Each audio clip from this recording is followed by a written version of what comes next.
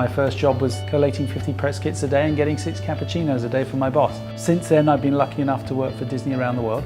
In Paris, Mumbai, Hong Kong, Shanghai. I'm working on projects that were audacious. I love the audacious. The ones you wake up in the morning and you think, can I pull this off? Those are the ones you live for.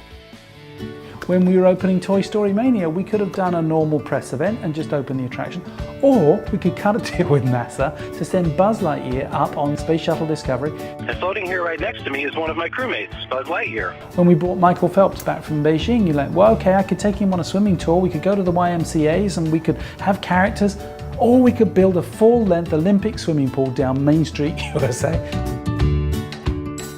I was invited to be Vice President of Innovation and Creativity and asked the task, if you will, the challenge was how might we increase our capability to innovate? How might we become more flexible, more nimble, quicker to market and more empathetic in consumer insights?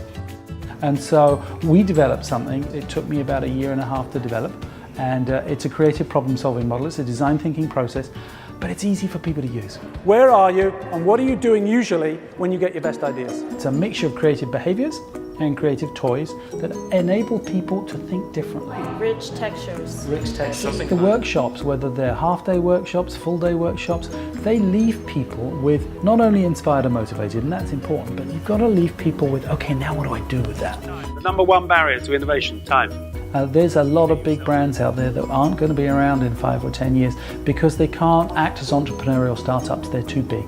They want innovation, they don't know how to innovate, and nobody's made it tangible for them.